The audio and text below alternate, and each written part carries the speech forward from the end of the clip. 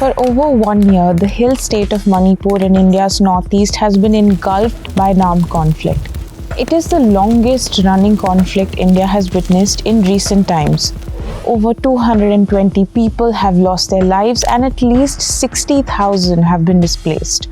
Armed groups claiming to protect the rights of each community run free. This even as tens of thousands of Indian armed forces of all kinds seem unable to enforce peace. In a sentence, it is an ethnic conflict between the Kuki-Zo and the Meitei people. Now, the Kuki people dominate the hills and the Meiteis the valley. A state-enforced partition now divides them. India has a dark history of communal violence against religious minorities such as Muslims, Sikhs, and Christians. Manipur, on the other hand, has previously witnessed clashes between different ethnicities which were not triggered by religious polarization exactly. Now, when the conflict between the Kuki and the Meitei communities flared up, many in mainland India presumed it to also be playing along religious lines. This is because the Kuki-Zo people are predominantly Christians and the Meitei a mix of their indigenous faith, Sanamahism and Hinduism. Whatever the cause, the end result of such a conflict is the same. The powerful play their games on the lives of the dead and the displaced, and the state's failure turns the people against each other. The state's license to violence is snatched by others. In such times of heightened emotions and a constant palpable physical threat to life and property, it can be unfair to ask the ordinary citizens to be candid. And the voices of those who seek peace, reconciliation and justice can easily be drowned in anger, insecurity, rumors and violence. Yet, to understand the conflict, one has to understand the role of the powerful actors in the society, not just the fate of the mobilized foot soldiers of a conflict. Towards this, we at the Reporters Collective reviewed a very crucial presentation which was prepared by officials of the Assam Rifles, which is the paramilitary body in charge of security in the Northeast region. Now, this presentation describes in detail the complicated web of factors behind the conflict. But first, a caveat before we give you these details. The Assam Rifles itself has been accused of partisanship in the conflict, just like the Manipur State Police. There is a history that gives weight to these accusations. So this is a version of the Assam Rifles' officials who are posted in Manipur. It is significant because after all, this is a paramilitary force directly under the Union Home Ministry, which today is governed by the same party as the one in the state, the BJP or the Bharatiya Janata Party. Now, the presentation lays part of the blame on the political authoritarianism and ambition of the Manipur Chief Minister Biren Singh.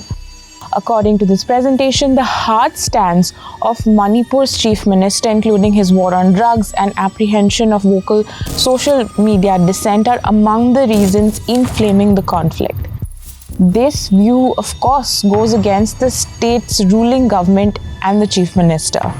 But in another part of the presentation, the Assam Rifles report agrees with some claims of the state government. It highlights the illegal immigrants from neighboring Myanmar and the consequent demand for a national register for citizens to check the immigration along with the demand for separate Kuki land for the Kuki-Zo community. While reporting, we reached out to the Assam Rifles, but it did not reply to the detailed questionnaire that we had sent across. Subsequently, a spokesperson did say that they would respectfully decline to engage in discussions regarding speculative or unverified matters. Hours after our investigation was published on 15th of April, the Assam Rifles again issued a statement saying that no such presentation had been made. But we at the collective have verified this presentation. Now, the presentation classifies the conflict into 3 phases: initiate, mutate, and stalemate. Before we dive into the contents of this report, remember that coverage like this one is backed up with months of work in conflict-hit areas, so please consider donating to the Reporters Collective using the link below. Now back to the Assam Rifles report. How did the conflict begin? The phase Assam Rifles' presentation calls initiate. The immediate trigger of the violence took place on May 3rd following a protest held by tribal groups across the state against a demand by the dominant Meitei community for scheduled tribe status. Mobs of both communities clashed at the border of the Churachandpur district, which is dominated by the Kuki-Zo people. The violent reaction which ensued in the state capital of Imphal was against the Kuki people, who were in numerical minority. It was overwhelming, characterized by high-intensity riots and selective targeting, which was led by the militias, according to this report. The presentation highlights the state forces' tacit support in the violence and the dismemberment of law and order machinery. In other words, it acknowledges state failure. Remember, the BJP is in power at the center and in the state. Together, they control the whole spectrum of security agencies and armed forces that are present in this border state.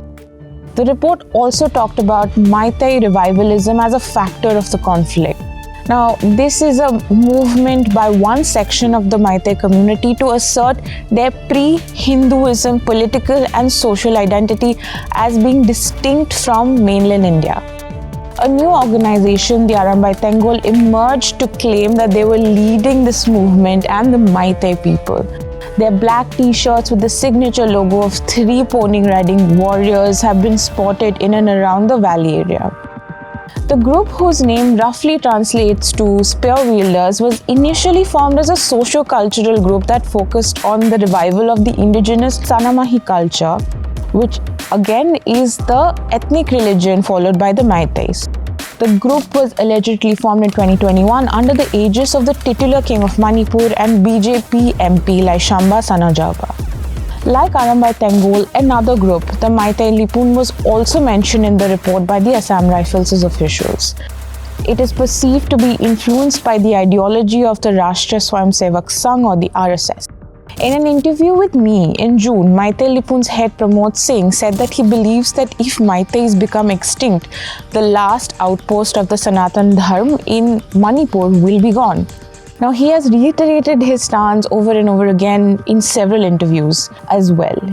Meanwhile, in the Kuki-dominated areas, the resurgence of armed groups also made news.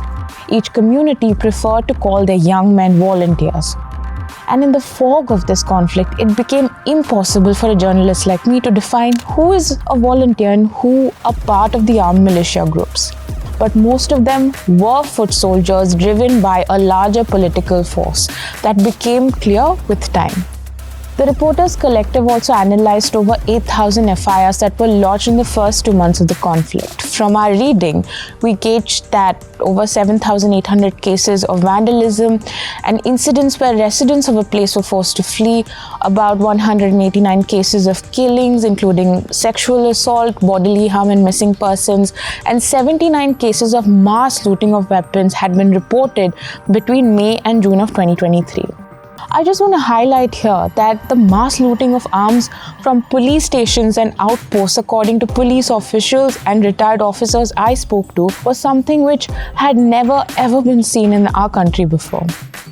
This is what a retired police officer familiar with the security and intelligence operations in the region told me. Now, a total of 5,668 weapons had been looted between May and August of 2023 in the valley area. In the hills, too, sophisticated weapons as well as traditionally owned guns became common currency. After these high-intensity riots led by mobs, the nature of the violence also started changing around the end of May. The violence abated in the main Kuki-Zo Meitei-dominated towns and shifted to the rural areas. We now come to the second phase, mutate, which stretched from 23rd May to 15th of June 2023. During my visit to the Meitei village of Singda Kadamband in September, I witnessed several men taking round-the-clock shifts to stand guard at bunkers set up on the periphery of the village. Back in June, these villagers were also offered help from the valley-based insurgent groups or VBIGs, whose influence had been waning since the 2000s. On the Kuki side, most of these armed groups, which were bound by the suspension of order agreement, had already begun helping civilians who had taken up arms right from the initial phase of the conflict.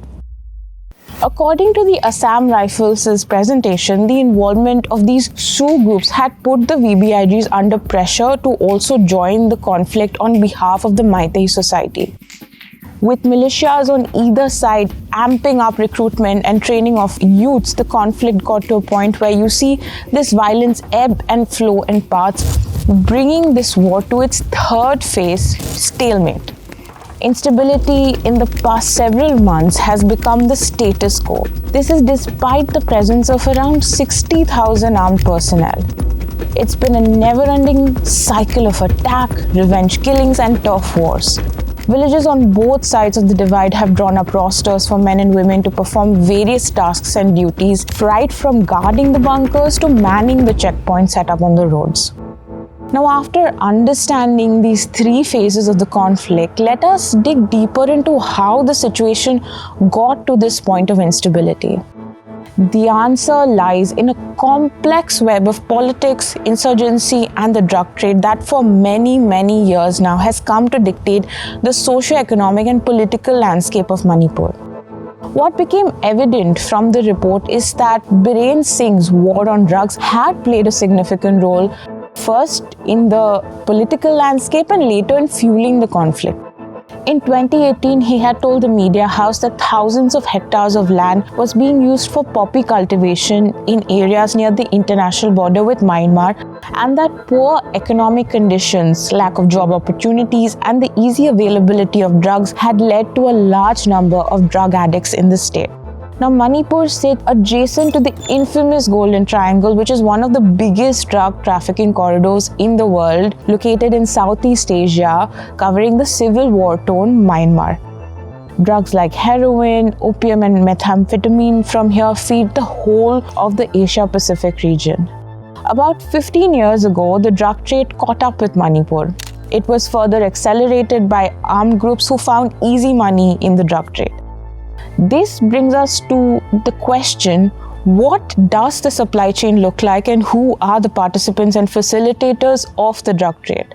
Unlike the tropes that have been constantly told and retold during the course of this conflict, the cultivation of poppy, drug processing, transport and sale has seen the involvement of people from across communities in Manipur.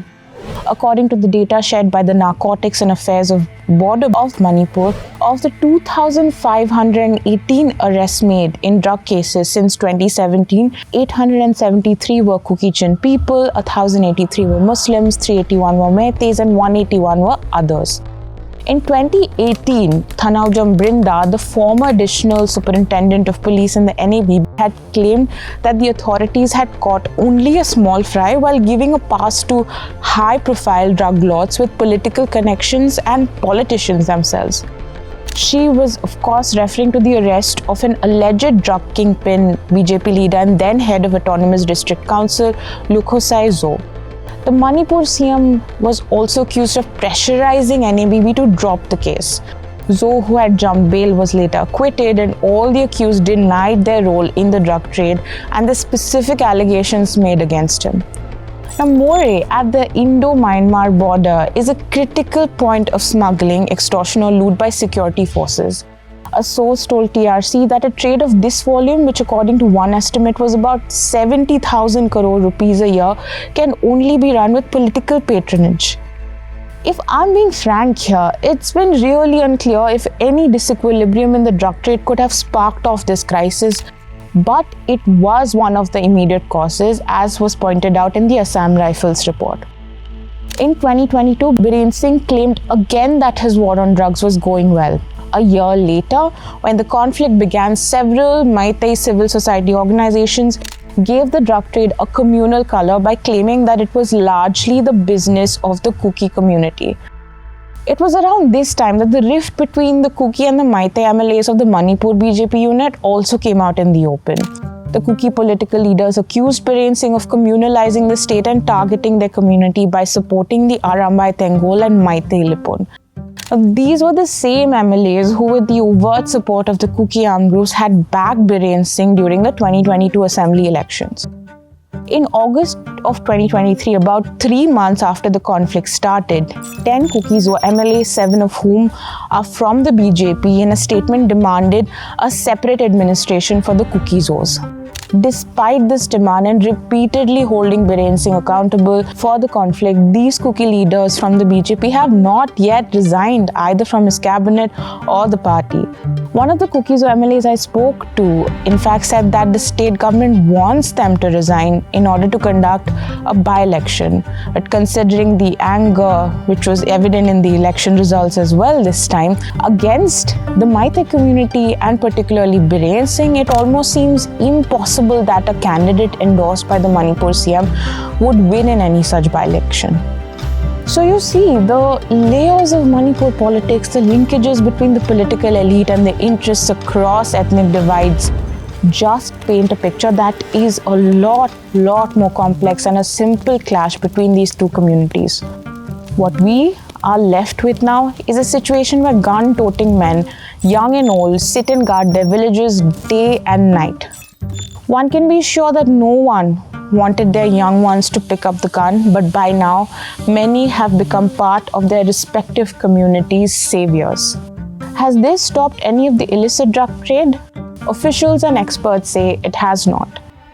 A simple throwaway line perhaps sums up where Manipur's people stand today. 1 year is 365 days too many of a conflict, but the Indian state has been busy with the general elections and now the aftermath.